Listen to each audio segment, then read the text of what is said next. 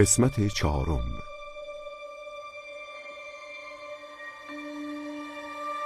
تو نتیجه این تفکر پراگماتیسم زاده میشه.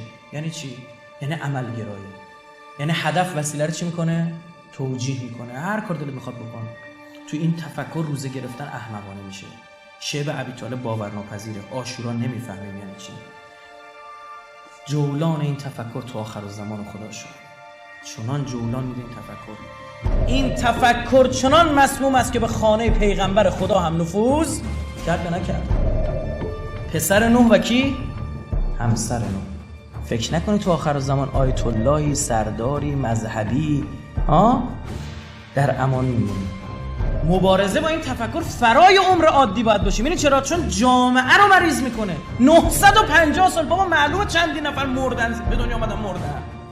یعنی با تفکر داره مقابله میکنه، با فرد اصلا کاری نداره. حضرت نوح یه چیز جالب بهتون میگم. یه تو روایت اسلامی داریم که 40 سال قبل از طوفان نوح زنای این قوم یه بیماری گرفتن، زاد و ولدشون کم شد.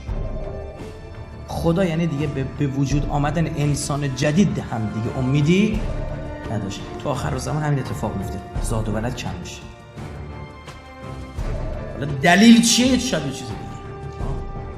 میگه تو آخر زمان روایت داریم، میگه مثل روباه بچه‌تو میگیری از این سوراخ به اون سوراخ فرار میکنی. یعنی چی؟ بچه‌تو میگیری نگران نسل بعدت. یعنی دیگه دست تو نیست، از بیرون میمیرن رو مخش. بپاش. یه سوال، آیا کسایی بودن که در پیامبری نوح به دنیا بیان، بزرگ بشن، بمیرن، نوح بعدشون زندگی کنه همین کماکان؟ آره یا نه؟ طبیعتا تو 950 سال خیلی بود. حالا اینا یا ایمان آوردن یا ایمان نیاوردن. الان هم همینه. خیلی ها قبل ما بابامون با بزرگامون به دنیا اومدن یا معتقد یا بدون اعتقاد به ظهور. یه خیلی هاتون هم به دنیا میاد میمیرید. برای ما هم همینه. دوره ها و بازه ها میاد. اولین دوره تکذیبه.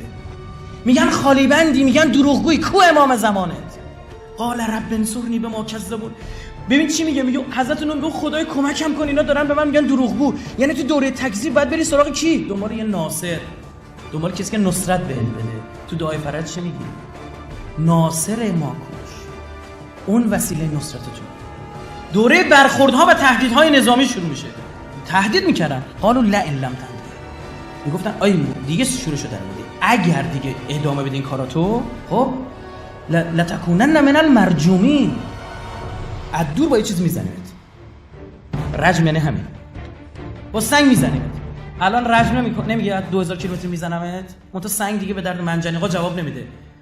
جنس سنگو کرده آهن، تهش هم یه تیکه آتیش گذاشته که بیشتر بره منجنیقش. گفت ساکت میشی یا موشک بارونت کنم. بعد جالبه تونستم موشک بارون کنن نوحو. خیالت راحت باشه، من کمکت میکنم. دوره بعد دوره جدایی ولی معصوم. ولی معصوم خدا میگیره. حضرت نوح گفت ففتح بینی و بینهم فتحا. خدایا منو دیگه از اینا بگیر. امیر مومنان چی گفت؟ خدایا علی رو اینا دیگه بگیر. شب 19 همینو خواست خونه حضرت ام کلثوم علیه السلام بود. رفت و ضرباتو زدن. حضرت موسی چی گفت؟ ففرق بیننا و بین القوم الفاسقین. حضرت موسی گفت اینا دیگه بدرن، منو داداشم از اینا بگیر. عجب. دوره جدایی ولی معصوم تو این دوره هستیم یا نه؟ قدر ندونستیم، مسخره کردیم ولی معصومو، قصد کشتنشو کردیم، گرفت ولی معصومو. چرا فکر میکنیم اینا فقط برای بنی اسرائیل بود؟ رفتن حضرت عیسی رو بکشن، پیغمبرشون و منجیشون. خدا چیکار کرد؟ گرفت عیسی. بعد دوره تصفیه و غربال شروع میشه. این دوره همزمان با دوره تحسسه. قبل ظهور یه دوره پیش میاد، دوره تحسس. مهدی حس میشه اومدنش. ببین بارون که میخواد بیاد قبلش ابرو چی میشه؟ آروم جمع میشه. نبودنش حس میشه. فشارها زیاد میشه، چون بلای تدریجی زیاد بیاد میگیم بس غلط کردیم بفرست دیگه. عینه میگی. چرا؟ چون نبودش چیکار میکنی؟ تحسس همزمان با تصفیه است. تصفیه یعنی چی؟ یک سوال خیلی قشنگ براتون میگم. کشتی نوح چقدر طول کشید ساختشه؟ 2 سال تا 40 سال. این کشتی اینقدر چرا طول کشیدش؟ اینقدر ساختنش طول کشید. بعضی میگفتن که برای اینکه آخرین دیگه چی باشه این؟ بگید اتمام حجت. نه، خدا گفته اینا دیگه آدم نمیشن. این اتمام حجت با یک دیگه است. یعنی که تصفیه از مؤمنان نوح شروع شد. آقا طوفان هم خبر دارن کی میاد؟ بگید. نه اگه بدونن نفاق میشه. عزیزم دوره تصفیه من و توه، وگرنه اونور خدا بیخیالشون شده. لتو غربلون نغربلتن امیرالمومنین فرمود تو آخر زمان چنان غربال میشید اعلاکم اسفلکم اسفلکم اعلاکم، غربالتون میکنن لای دونا همش بریزید. هی آزمایش و فتنه، پشت سر هم فتنه پشت فتنه میاد، دونه دونه تون میریزید. این تصفیه است نه انتقاما. هر کسی لیاقت سوار شدن بر اون کشتی رو نداره. اون حیوان باید سوار شه. دقت کن، حیوان میتونه سوار شه اما بعضی از آدما نمیتونن سوار شن. بعضی از امروزی‌ها نگاه کن بهتون بگم اکثر مردم دنیا مستضعفن. نه که بیاد اما زمان همه رو بکشه، نه، اینا مستضعفن. اینا یه دم مسیحایی بهشون بخوره همشون زنده میشن. خدا خطابش به کیاست؟ به اون سرینجوست که میدونن رب در سوره اشاعه دهندگان این تفکره. این تصفیه است نه انتقام. برای چی دیگه این اتفاق میفته؟ برای اینکه رک بهتون میگم هدف از خلقت حاصل نشده. راستی چرا کسی از خودش نپرسید این کشتی چجور ساخته شد؟ معجزه نبود خود این کشتی بزرگ؟ این انقلاب چجوری مونده تا الان؟ کسی از خودش میپرسه؟ دوره بلای حتمی، فارت تنور. اولین جا چی شد؟ تنور زد بالا. ببین اونا نشونه های عام بود، فارت تنور نشونه حتمی ظهور بود. خدا به نوح گفت هر موقع تنور تو خونه زنت زد بیرون بدون این اتفاق افتاده. ببین فاذا جاء امرنا و فارت تنور، وقتی امر ما رسید میخواست برسه تنور فوران کرد. به حضرت علی گفتن فارت تنور یعنی چی؟ تنور آخه تشدید هم داره، تنوره. گفتن تنور یعنی چی؟ حضرت فرمود مراد طلوع فجر است. مراد طلوع فجر است. آقا صاحب الزمان روایت ما کیه؟ خورشید شمس. اول یه فجری میذاره اون فارت تنوره، بعدش دیگه خبر آمد خبری در راه هست. حضرت نوح وقتی میخواست کشتیشو بلند کنه میگفت چی؟ 5 تا میخ براش آورد، نام 5 تن روش بود. گفت جبرئیل گفت اینا رو جاهای خاصی از کشتی بزن تا کشتی حفظ بشه.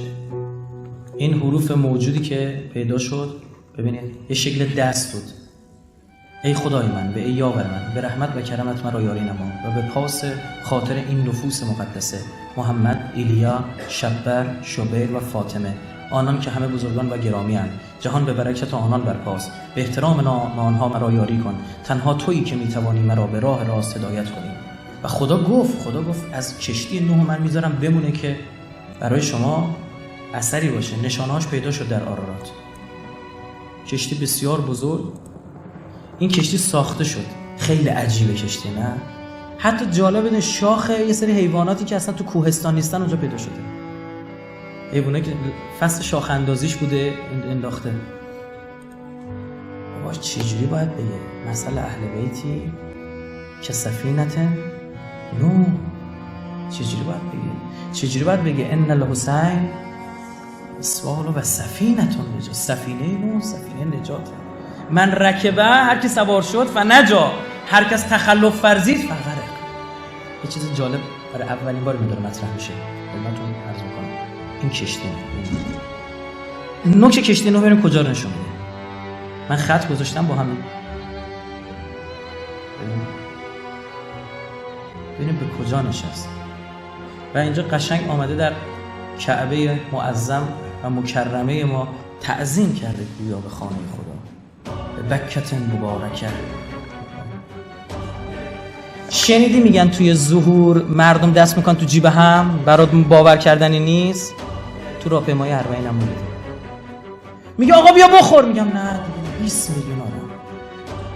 تنها سفریه که شما بی غذا بلند میشید. برای چی؟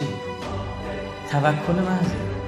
فارت تنور اثری از اون طوفان زده بیرون. شدنیه؟ داره میگه شدنیه. هرچی جبهه باطل داره بدتر میکنه، جبهه حقم چی؟ داره جدی‌تر میشه ماجراش. پرچم‌های سیاه خراسان میره اون طرف. خراسان یعنی ایران که همه میدونن. پرچم‌های سیاه چرا اینا دارن؟ چه وقتیه؟ چرا تو انجیل میگه از نشانه‌های ظهور پسر انسان این است جمیع امت‌های زمین سینه زنی کنند؟ اگر حسینی موندی تو کشتی حسین موندی، این طوفانا رو به سر ببری. با تفکر حسین، با هیهات من نزله گفتنش، تجلی ظهوره اربعین. درس بگیریم از ماجرای قوم نوح. مسخرتون میکنن، خواهی نشوی رسوا هم رنگ جماعت نشو ها، نشو، بذار رسوا بشی، مسخرت میکنن. بریم دعا بکنیم این کشور، این انقلاب خب با همین هدف شکل از روز اول مسخره میفتن دیوانه، نگهش میداریم کشتی.